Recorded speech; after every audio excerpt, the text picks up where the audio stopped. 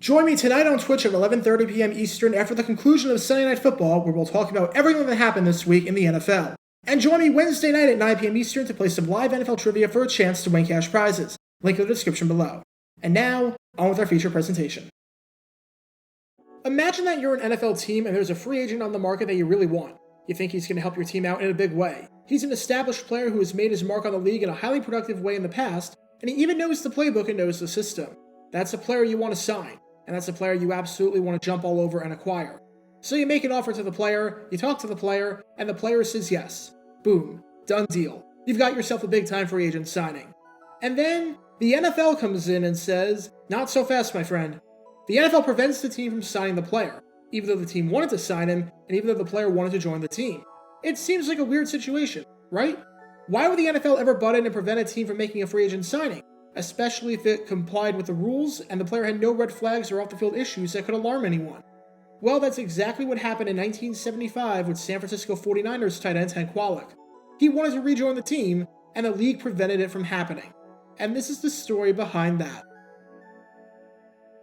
Before I talk about the incident in question, we need some context to understand just who Ted Kwalick is, why he was a free agent in the first place, and why he wanted to rejoin the 49ers, only for the league to block the move at the last minute. And I'm not going to dive too much into the background of Kwalick, because this is not the first time I've done a video on him. A couple of months ago, I talked about how his career with the 49ers got off to an incredibly bizarre start. After Kwalick got drafted by the 49ers in the first round of the 1969 NFL Draft, the two sides were going nowhere in contract talks, which led Kwalick's dad to get involved and negotiate the contract for him. If you want to learn more about that situation, then click the card in the upper right corner. However, it was clear that all this hassle and all this drama was worth it, because when Kwalick was finally on the field and starting for the 49ers, he was one of the best tight ends in the game. In fact, you could make the argument that in the early 1970s, Kwalick was the best tight end in the NFC, and maybe even the NFL. Regardless of who was under center, whether it was Steve Spurrier or John Brody, he was a favorite target in the passing game. He led the 49ers in receiving touchdowns in 1971 with 5, and led the Niners in receptions, receiving yards, and receiving touchdowns in 1973, winning the team Triple Crown. Every year from 1971 to 73, Kwalick was a Pro Bowler, and during the 1972 season, he was even named a first-team All-Pro after an astonishing season where he had 751 yards and 9 touchdowns. He was a big part of the success of the Niners during the early 1970s, and why the Niners made it to the postseason and won the NFC West 3 straight years from 1970 to 72. And just to put his greatness into perspective, from 1971 to 73, he had 139 receptions for 2,144 yards and 19 touchdowns. For a tight end today, those numbers seem solid, but for a tight end back in the early 70s, they were incredible. In fact, only one other tight end had as many receptions in that stretch, only one other tight end had as many receiving yards in that stretch, and only one other tight end had as many receiving touchdowns in that stretch. He really may have been the best tight end in all of football, and it was tough to imagine the Niners on offense without him, which is why it sent shockwaves throughout the team and even the league when in 1974, Kwalick announced that he was going to leave the team. In 1974, a new football league was starting up that was planning to rival the National Football League. This league was called the World Football League, and on paper, when the league was starting up, the WFL seemed highly promising. They were inking tons of players from the NFL, throwing money around to get some of the biggest names in the sport. While the league inked some players for 1974, they had a lot of guys inked for the 1975 season, where the players would play one final year in the NFL before making the jump. Some of these guys included Larry Zonka, Paul Warfield, Ken Stabler, and Darryl LaMonica, and the league even came awfully close to inking Joe Namath. And another one of these guys was arguably the best tight end in football, Ted Kwalick. The Hawaiians made him an offer that he could not refuse, reportedly paying him $500,000. When Kwalick was asked about the report of this figure, he didn't deny it and said, "I can't say yes, I can't say no." Keep in mind that the average salary of an NFL player back then was somewhere in the range of $50,000, so for Kwalick to be making 10 times that with the Hawaiians, well, I'm not sure how many people are turning that down, even if it is to play in a league with less prestige. Kwalick signed on the dotted line and made it official. The 1974 season was going to be his last year in San Francisco. After that, he'd be continuing his pro football career even further out west. The Niners were preparing for his departure, and later that offseason, acquired tight end Tom Mitchell from the Baltimore Colts in exchange for a draft pick. Mitchell was Baltimore's starting tight end in each of the past 3 seasons, and while he was by no means a great player, it seemed like he was going to be some quality depth for the 1974 season, and then could become a starter afterwards once Kwalick left. Kwalick didn't do a whole lot for the Niners in 1974. In fact, he only started 1 game, and only finished the season with 13 receptions for 231 yards and 2 touchdowns. which was a far cry from his Pro Bowl days. However, it wasn't his fault, as head coach Dick Nolan benched him most of the year in favor of Mitchell, who blocked better, which seems like a ridiculous notion to not play the best tight end in football just because he might not be as good of a blocker.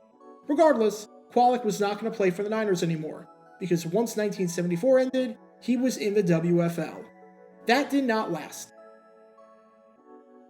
Before going any further, I could not find any clips whatsoever of Kwalick in the WFL, because WFL clips are extremely hard to come by, and are widely considered lost media, with very few exceptions. Because of this, you're just seeing some more clips of Kwalick with the 49ers before he jumped ship.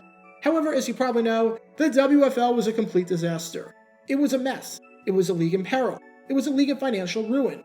Screw the Miracle on Ice. How the WFL even had a 1975 season considering everything that happened in 1974 is truly the biggest miracle in American sports history. Kwalick would never play for the Hawaiians, and would go from the Hawaiians to the Philadelphia Bell, and was pretty solid, posting 29 receptions for 400 yards and 4 touchdowns. However, the league collapsed and folded before the end of its second season. Again, how it even got to that point is absurd in the first place. But now you had all these players who were under contract with the WFL and were now without a team. Kwalick still wanted to continue playing football. As shown with his brief time in Philadelphia, he was still a highly capable player who had a lot left in the tank. He was still only 28 years old, so that wasn't an issue in the slightest bit. And the team he wanted to play with was none other than the team he played with his whole life in the NFL. That team was the San Francisco 49ers. Kwalick had wanted to play with the 49ers for quite some time. In fact, he even tried to sign with them in the spring of 1975 once his contract got terminated with the Hawaiians for a substantial breach. Now that he was out of contract for good, it seemed like he could do this. The Niners wanted to bring him back, and for obvious reasons. He was a great teammate who knew the playbook already, and had made it to 3 Pro Bowls since 1971. Plus, a 1-2 tight end combination of Mitchell and Kwalick had the potential to be the best in football at the time. For all intents and purposes, the reunion between Kwalick and the 49ers was a done deal, and both sides were talking about it as such. And that's when Commissioner Pete Rozelle came in and blocked the signing from ever taking place. What incentive did Rozelle have to block Kwalick from signing with the Niners? Well, it's a bit complicated, because at first, Rozelle gave the Niners the green light to do this. At first, so long as any WFL player in question could prove that they were out of contract and were no longer WFL employees, which was easily provable since the league went under and they received their last paycheck, they could sign in the NFL. Kwalick was no longer under contract, and the Niners wanted to get a deal done. This shouldn't have been even the slightest bit of a problem, especially since there was no chance that the Bell would ever continue outside of the WFL. They were a financial mess of a team, as evidenced by the whole fraudulent ticket sale fiasco. However, when the league went under, John Bassett, the owner of the Memphis Southmen, decided to sue the NFL in an antitrust lawsuit, and Rozelle did not want to take any chances in the litigation process, especially since Memphis was vying for an NFL expansion team at the time. Now, Rozelle could have just blocked Memphis players from joining NFL teams, including Larry Zonka and Paul Warfield. However, he decided to block every single WFL player from signing with the NFL immediately after. And this meant that Ted Kwalick, despite having every intention of playing with the Niners, and despite the Niners having every intention of signing him, could not play in San Francisco. Naturally, both sides were upset and disappointed at this. Kwalick said that this was too bad, that he had every hope of rejoining the Niners, and that it didn't look too good for his chances of playing with the team or the NFL this year. And the Niners, who needed some help in the passing game badly, since they only had 3 receivers, one of which just came out of retirement the week before, were upset as well, with head coach Dick Nolan saying that Kwalick was an outstanding football player, that he would be an asset on any team, and that they were looking forward to having him play. As Nolan said, he's in good shape, knows our system, and it wouldn't take him more than a few practices to fit right in. It's too bad for Kwalick, and too bad for us. And perhaps the strangest part about all of this is that when Kwalick finally got the green light to sign for an NFL team again, he opted not to go for San Francisco. 1 week later, the whole fiasco seemed to be behind everyone, as the NFL allowed WFL players to sign in the league. And once again, the sides were talking, with talks progressing so far that at one press conference, Nolan said exactly how he would use Kwalick in the offense, and what formations the team could run with Kwalick in there versus now, when he was not on the roster. Obviously, it's an inconvenience that he couldn't sign right away, but better late than never, right? 1 week in the grand scheme of things probably isn't going to make a huge difference. No harm, no foul, even if the whole thing was a bit weird. Except that's not what happened, because Kwalick shocked just about everyone by deciding to stay in the Bay Area, but signing for the Oakland Raiders instead. Kwalick said that he decided to sign with the Raiders not because he had anything against the 49ers, or not because anything broke down, but rather because he just wanted to make a fresh start, and start a new chapter in his career. Truly, no one saw this coming. It seemed like a done deal that he was going to be playing with the 49ers. And now, he was going across the bay to play with the Raiders? Let's just say many people close to the situation were absolutely speechless. Kwalick didn't do anything with the Raiders, so maybe the Niners dodged somewhat of a bullet.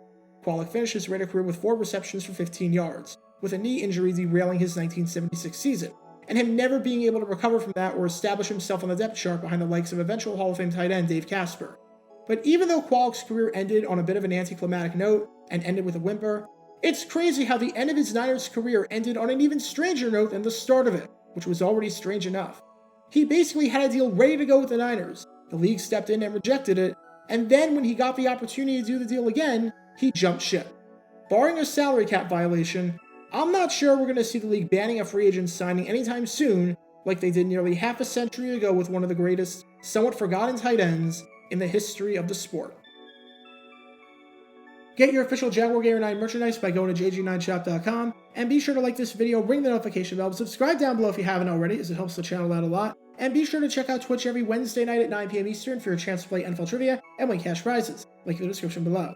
If you want to see videos like this condensed down to 60 seconds, then follow me on TikTok at JaguarGator9, and subscribe to 60-Second NFL History on YouTube. To see highlight videos of players throughout the history of the NFL, subscribe to JG9 Highlights. Also, special thanks to all of our Patreon supporters for helping out the channel. Your support is greatly appreciated. See how you can become a patron and request future video topics in the description below.